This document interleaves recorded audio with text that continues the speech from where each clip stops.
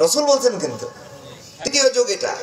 রাসূল বলতেছেন মুসলমানদের মধ্যে 5টা জামানার পরে দুনিয়া ধ্বংস হয়ে কিয়ামত হয়ে যাবে। কয়টা?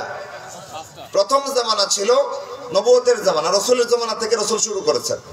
তো নবুয়তের জামানা ছিল এই হাদিসে উল্লেখিত প্রথম জামানা। দ্বিতীয় জামানা ছিল খুলাফায়ে রাশিদিন রাদিয়াল্লাহু আনহুম আজমাইনের খেলাফতের জামানা। তৃতীয় জামানা ছিল মুলকান আদদান, রাজতান্ত্রিক জামানা।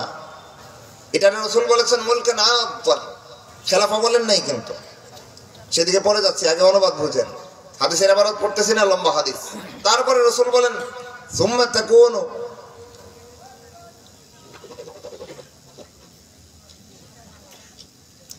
রাসূল বলেন মুলকান জাবরিয়ান, অতঃপর আসবে জবরদস্তিমূলক ভাবে বল প্রয়োগ কইরা ক্ষমতা দখলের জামানা।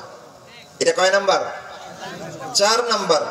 শেষে রাসূল বলেন সুম্মা তাকুনু খিলাফা আলা মিনহাজিন নবুওয়াহ, 5 নম্বরে সর্বশেষে আসবে আবার নবুয়তের আদলে খেলাফত।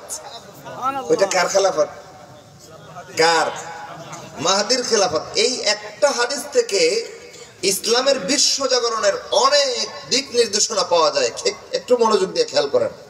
এই হাদিস আমাদের আজকের আলোচ্য বিষয়ের গুরুত্বপূর্ণ অংশ।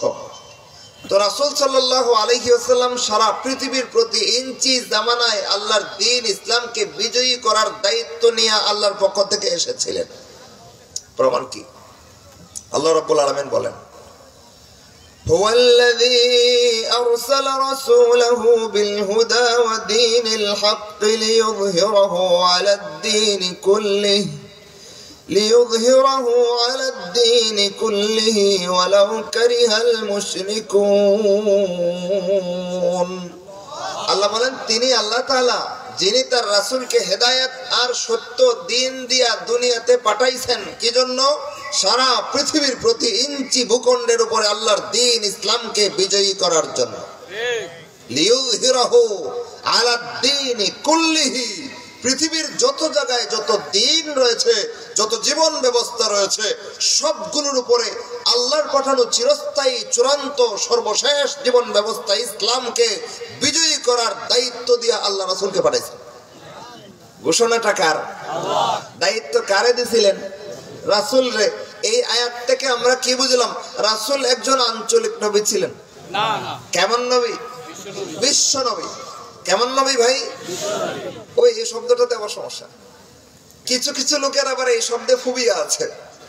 এই শব্দ বলে কয় বিশ্ব নবী শব্দটা বেদাতি শব্দ। কেন আবিষ্কার করছে এরা?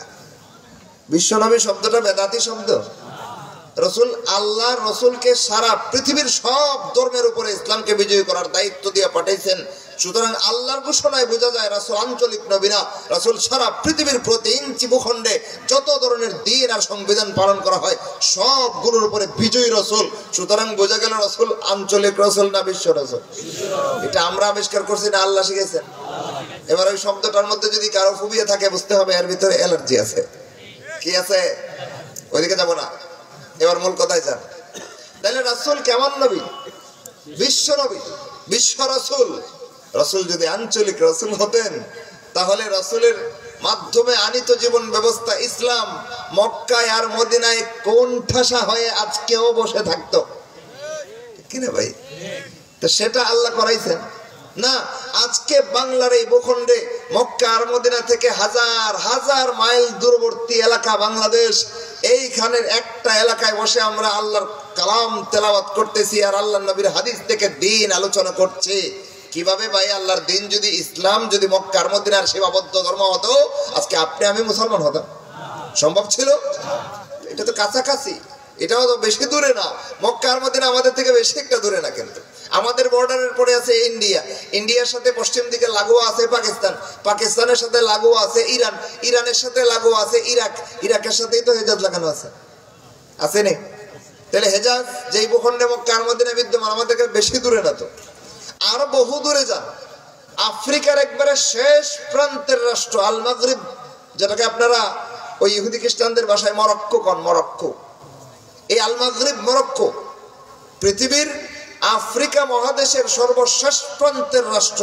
ওই মরক্কোর পরে আল মাগরিবের পরে আফ্রিকা মহাদেশের আর কোন দেশ নাই, আছে বিশাল একটা সাগর, সাগর পাড়ি দিলে আমেরিকা। এত দূরবর্তী এলাকা, আফ্রিকার শেষ পাতার রাষ্ট্র। ওইখানে গিয়ে দেখেন রাষ্ট্রীয় ভাষা কোরআনের ভাষা। কেমনে হলো এটা? ইসলাম যদি আঞ্চলিক জীবন ব্যবস্থা হতো তাহলে ইসলামের মাতৃভাষা আরবি, মরক্কোর মানুষের ভাষা হতো। মরক্কো থেকে যদি দক্ষিণ দিকে উত্তর দিকে একটু আগান, একটা সাগর পাড়ি দিলেই আরেকটা রাষ্ট্রের সন্ধান পাইবেন, এটার নাম স্পেন। কি নাম?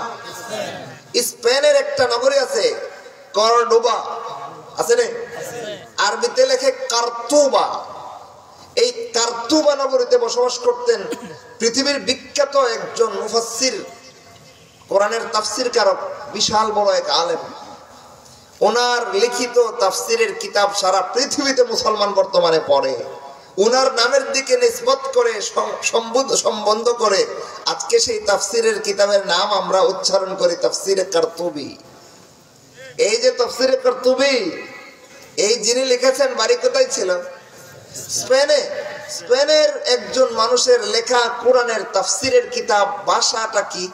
স্প্যানিশ, আরবি। কেমনে গেল? এই ইসলাম যদি বিশ্বজয়ী জীবন ব্যবস্থা না হতো, স্পেন থেকে লিপিবদ্ধ করা তাফসিরের কিতাবের ভাষা আরবি কেমনে হয়? ইসলাম যদি বিশ্বজয়ী জীবন ব্যবস্থা না হতো, ইসলামের মাতৃভাষা আরবি, আফ্রিকার শেষ প্রান্তের রাষ্ট্র আল মাগরিবের রাষ্ট্রভাষা কেমনে হয়?